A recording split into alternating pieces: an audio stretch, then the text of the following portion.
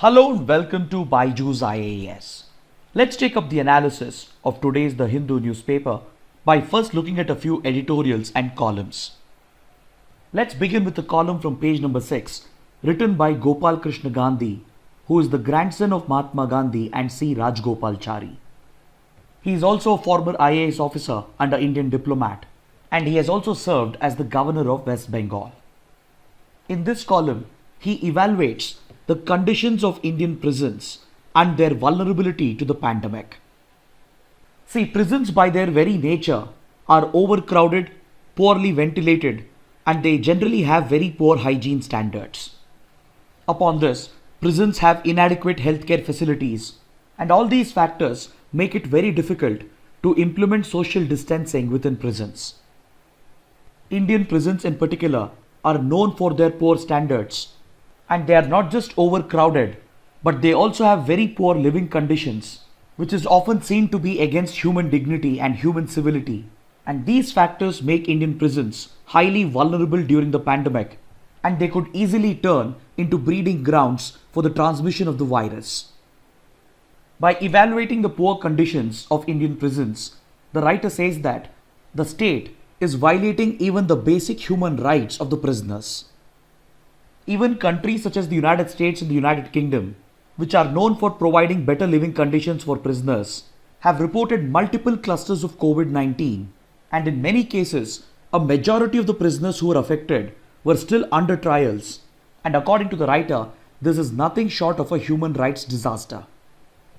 So according to him, considering the disproportionate impact of the pandemic on vulnerable prisoners, there is an urgent need in India to review the prison conditions and work towards decongesting our prisons. See, Indian prisons in particular are notorious for their inhuman conditions. It's not just the poor living conditions, but they also have inadequate healthcare facilities. And quite often, the prisoners are even subjected to torture and violence at the hands of other rowdy prisoners, who in many cases would have colluded with the jail staff. Then upon this, the prisons are overcrowded, especially with under trials, and they have very poor ventilation and very poor hygiene standards, and they even report very low nutrition standards. So here, it's very important to highlight the plight of the under trials. See, under trials are the ones who have just been accused of committing an offense and they are yet to be convicted. In many cases, investigation against them would still be ongoing, and there won't even be a charge sheet that has been filed against them. And in cases where the investigation has been completed and the charge sheet has been filed, the trials might have begun, or worse, their trials are yet to be taken up by the judiciary. So either ways, there are inordinate delays in our legal and criminal justice system, which places the under trials in jail for years together. And this is a direct result of the poor investigation that is conducted by our law enforcement agencies, and also because of the huge backlog of cases being faced by the judiciary. So as a result, lakhs of under trials are held up in jails for years together, and they are subjected to inhuman conditions. According to the Prisons Act of 1894, the responsibility of maintaining prisons falls with the state governments.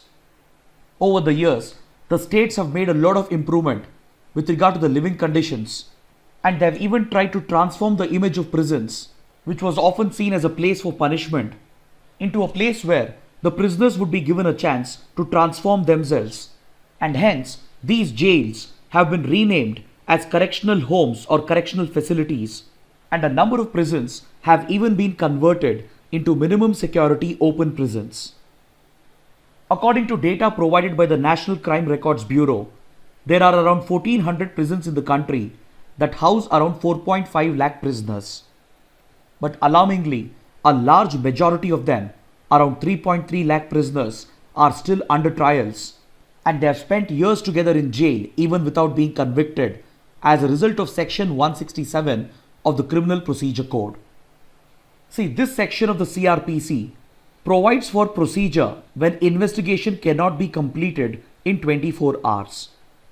In such cases, the custody of the accused can be extended, and according to the original CRPC of 1898, the period of detention was 15 days.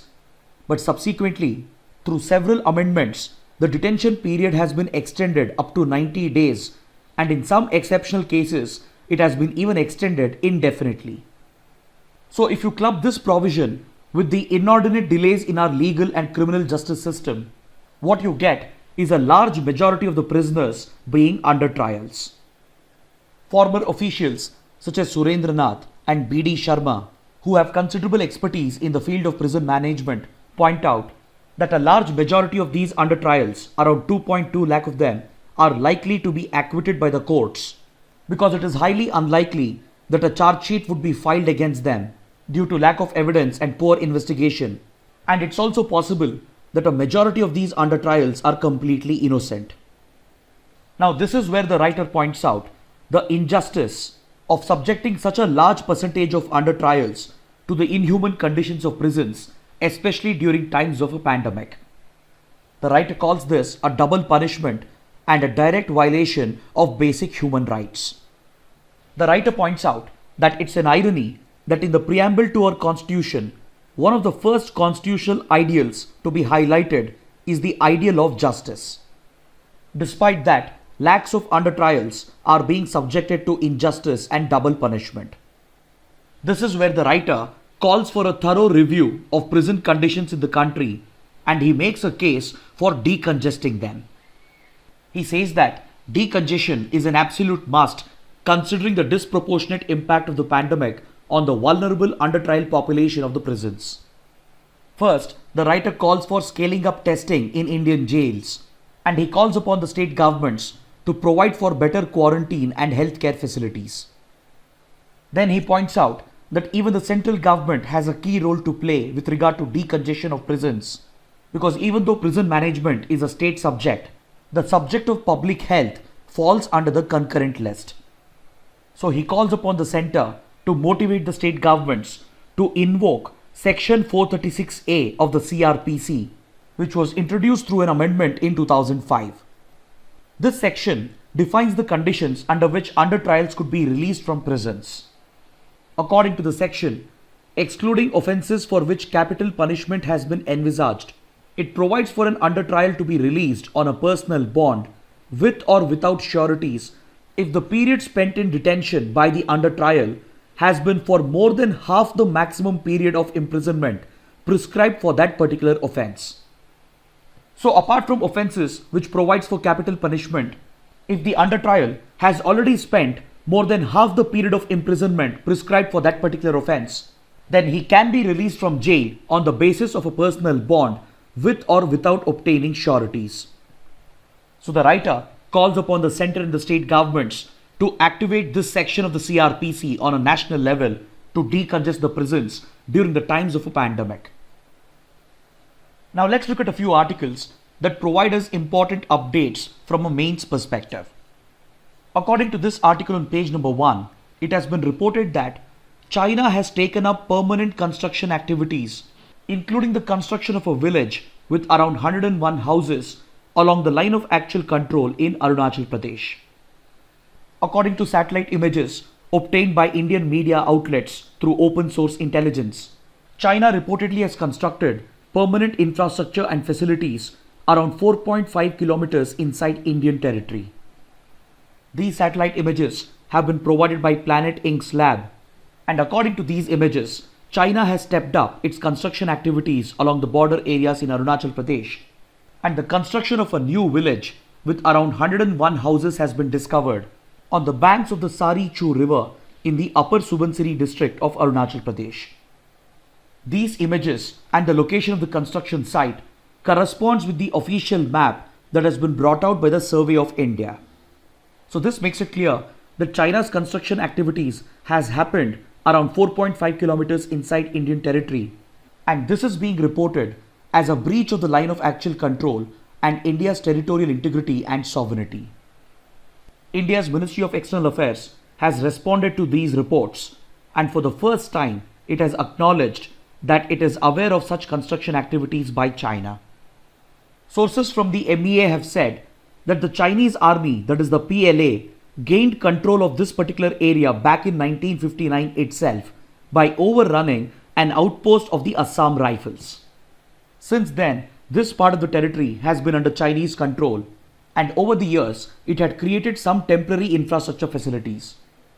But in the last couple of years, China has stepped up its construction activities and it has gone on to create permanent facilities. The MEA has said that even India has been responding to these construction activities of China, and it has been proactively creating border infrastructure in order to make remote areas accessible. According to the MEA, India's border infrastructure projects along the LAC will provide much needed connectivity to the local population along the border areas. Now let's take up an article from page number 9 that deals with the marriage age for women. See, currently in India, the legal age for marriage has been set at 21 years for men and 18 years for women. But the socio-economic reality of India's patriarchal society is that women are often forced into early marriage, in some cases even below the legal age, and this directly affects their educational status, their nutritional status, and as well as their reproductive health. Because early marriage disrupts the education of women, and since it could result in early motherhood, it could affect their nutritional status and as well as their reproductive health. Scientific studies have clearly established that women under the age of 21 are physically and emotionally unprepared to undergo pregnancy, and this has a direct impact on the nutritional status and the health of the mother and as well as of the child. So there exists a direct correlation between early marriage, early motherhood, and high rates of maternal mortality and infant mortality. So considering the impact of early marriage on the reproductive health of women and as well as on her educational and nutritional status, Prime Minister Modi had recently recommended in his Independence Day speech to increase the legal age for marriage for women from the current 18 years to 21 years. Based on this suggestion of the Prime Minister, in the last year's budget, the Finance Minister announced the constitution of a special task force. This task force is headed by Jaya Jaitley and VK Paul, who is a member of the Niti Aayog for Health, and the task force also consisted of several senior secretaries from important related ministries of the Government of India and as well as several experts from the scientific and medical fraternity as well. The primary mandate of this task force was to study the correlation between early marriage and motherhood and recommend appropriate changes to the legal age for marriage for women. So this task force has completed its review and accordingly it has submitted its report to the Prime Minister's office. Currently, the details of the report is confidential, but sources have indicated that the task force might have recommended increasing the legal age for marriage for women from the current 18 years to 21 years. On the positive side, this is expected to delay early marriage, especially forced marriage amongst women, and this could directly translate to better educational and nutritional outcomes amongst women, and as well as improve their reproductive health, which in turn would help in bringing down the MMR and IMR rates of the country. While this proposal might seem to be very progressive on the health and education front, and as well as with regard to women empowerment, this proposal also has a few drawbacks, and hence it has been opposed by several activists and institutions. Because the proposal to increase the marriage age for women from 18 years to 21 years raises several legal and social challenges. See, the socio-economic reality of the country is that in India's patriarchal society, early marriage for women is the norm, and a law alone cannot change social attitudes overnight. The legal problem is that laws such as the Prohibition of Child Marriage Act and the Protection of Children from Sexual Offences Act designate age of consent as 18 years. So if the legal age for marriage for women is raised to 21 years, then this could create enormous scope for the misuse of these two laws. The problem is that when there is a difference between the age of consent and the legal age for marriage, these laws that prohibit child marriage and protect children from sexual offences could be misused. Because then even consensual marriages can be targeted. Because if a boy marries a minor under the age of 18, or if he marries a girl in the age group of 18 to 21, then potentially false charges of child marriage and sexual offences could be filed against the boy and his family. And along with this, there would also be cases where parents have not consented to the marriage of two adults, and even they could file false charges against the boy and the girl in order to get those marriages declared as void. So as a result, there is a possibility of increase in false charges, and it could also impact the right of the individual to marry a partner of his or her choice. But despite these legal and social problems, delayed marriage also has a lot of benefits, and this is what leads to a debate on this topic. So the question is, should we forego these benefits just because this could create legal and social challenges? The answer to this debate lies in the findings of several studies and as well as in the recommendations of the Law Commission and the National Human Rights Commission. See, studies around the world have shown a clear link between delayed marriage and higher levels of education and higher levels of income amongst women. It's very true that women who are more educated and women who are from urban areas and those women who have more disposable income are likely to delay their marriage, and this also results in delayed pregnancy as they are more empowered and more aware to make an informed choice instead of being forced by their families. On the other hand, it's also very true that women with lower education levels and predominantly women from rural areas and poor communities are often forced into early marriages and thereby early pregnancies, which poses a direct threat to their reproductive health. So one suggestion is that instead of enforcing the increasing legal age to 21 years through a strict law, it is better to just prescribe the legal age as 21 years for both men and women and focus more on improving the educational status and the economic status of women. For example, under the Right to Education Act, the coverage could be extended till 18 years because currently children in the age group of 14 to 18 years have been left out, and this could help in improving the educational status of women.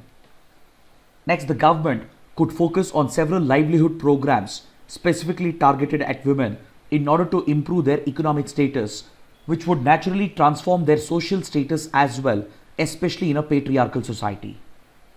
So when women themselves are given the choice and the power to decide upon their marriage and pregnancy, it would naturally delay motherhood as well and push it beyond 21 years as prescribed by the scientific and medical community. The other suggestion is to follow the recommendations of the Law Commission of India and the NHRC. The Law Commission in its 2008 report had recommended a common marriage age for both men and women, and it had prescribed the age at 18 years. Because according to the Law Commission, if individuals are fit to be treated as adults after 18 years, and if they are fit to vote after 18 years, then this should also be set as the desirable age for marriage. Because the Law Commission's argument was that this would provide for standardization in the marriage age without having two different ages for men and women.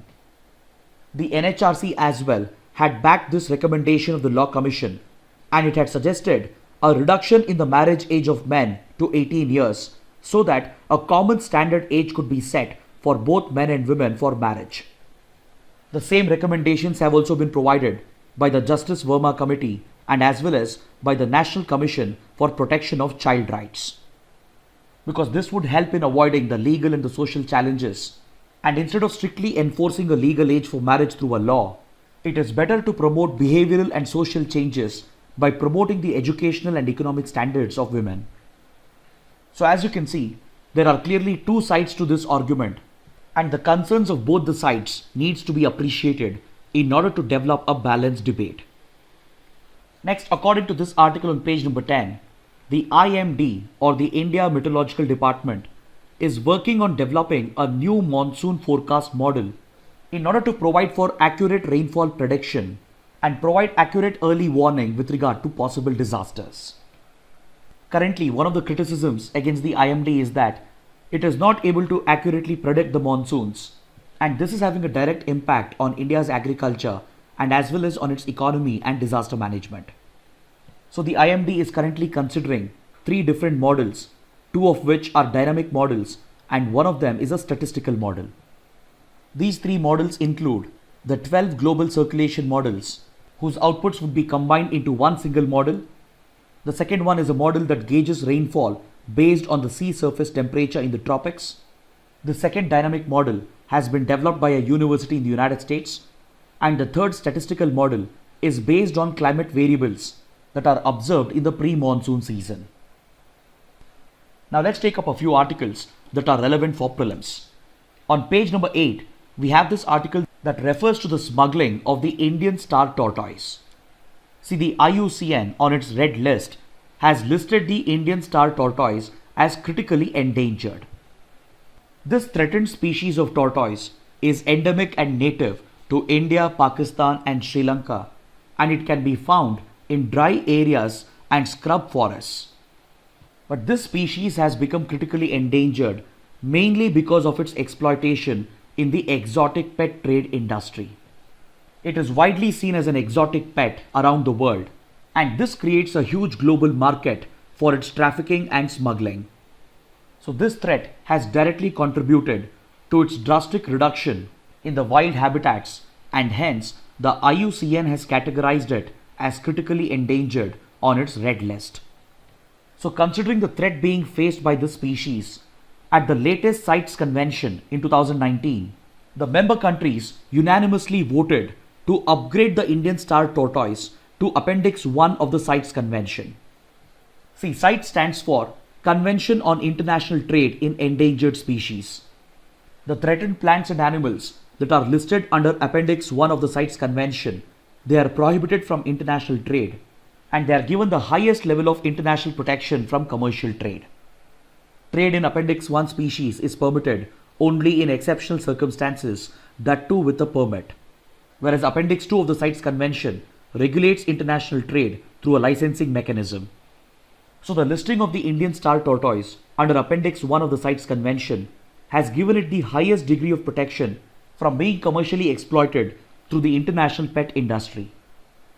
The conservation group TRAFFIC, or also known as the Wildlife Trade Monitoring Network, has found that 6,000 plus individuals have been seized around the world, which were essentially intended to be sold in the exotic pet trade industry. Even TRAFFIC as an organization can be very important for prelims. See, TRAFFIC is a global NGO that is working towards protection and regulation of trade in wild animals and plants. Its main objective is to work towards biodiversity conservation and promote sustainable development. This NGO was set up in 1976 as a strategic alliance between the WWF, or the World Wide Fund for Nature, and the IUCN. The primary mandate of TRAFFIC is to monitor the trafficking of wild animals and plants and ensure that the trade in wild plants and animals is not a threat to the conservation of nature and to the survival of these species. So it plays a key role in promoting sustainable wildlife trade, and at the same time it also plays a key role in combating wildlife crime and trafficking. Next, we have an article on page number 8 that makes a reference to Article 293 of the Constitution. According to this article, the Comptroller and Auditor General of India has pointed out that Kerala has exceeded the limits set on government borrowings under Article 293. See, Article 293 of the Constitution deals with borrowings by state governments. This article states that the state governments have the executive powers to borrow within the territory of India and charge this borrowing on the consolidated fund of the state, but this borrowing should be within the limit that has been fixed by the state legislature. It also allows the states to give guarantees on behalf of this borrowing. Then the article also mandates the Government of India to provide any loans that are required to state governments, while ensuring that the limits fixed under Article 292 are not exceeded. And it also allows the central government to provide for guarantees with regard to these loans raised by the state governments, and even take this burden on the Consolidated Fund of India. But however, a state cannot raise additional borrowings without the approval of the Government of India if there are still outstanding dues that are pending. These provisions have been contained in Article 293 in order to provide flexibility to the states in order to raise finances, and at the same time to keep the fiscal deficit of the state under check, because the fiscal deficits of the state will eventually reflect upon the national fiscal deficit as well. Next, on page number 10, we have an article that refers to the Char Dham Highway project that is being pursued by the central government. See, the Char Dham Yatra is a sacred Hindu pilgrimage that involves 4 sacred pilgrimage sites that are spread across India. But the article that we saw doesn't refer to this Char Dham Yatra. Instead, it refers to a smaller Char Dham Yatra in Uttarakhand that is often known as the Chota Char Dham. See, Saint Adi Shankaracharya had defined that there are 4 sacred pilgrimage sites in India which is a must visit for Hindu pilgrims in order to attain moksha or salvation. These sites are located at Badrinath, Dwarka, Puri and Rameshwaram that have been depicted in this map over here. Whereas the smaller circuit in Uttarakhand known as Chota Char Dham includes Yamunotri, Gangotri, Kedarnath and Badrinath. With regard to the Chota Char Dham Yatra, in order to facilitate the movement of pilgrims and provide for better facilities, the Modi government has proposed a highway project and as well as a railway project in order to provide for better connectivity to these pilgrimage sites. The centre has even proposed to widen these roads even further to enable the army to deploy its troops and equipment to the India-China border. But however, these projects and the proposal to widen the roads further have also raised environmental concerns. And in this backdrop, the centre and the Ministry of Defence, they have defended these projects on the grounds of national security. Now let's take up a couple of mains practice questions. The first question, in India, COVID-19 must lead to an immediate review of the vulnerability of those in jail and the issue of decongestion. Discuss. The second question, a relook at the age of marriage for women is an absolute must for women empowerment. But the proposal has also been opposed. Critically evaluate. Kindly write an answer to these questions and post your answers in the comment section below. This concludes our discussion for the day. Thanks for watching.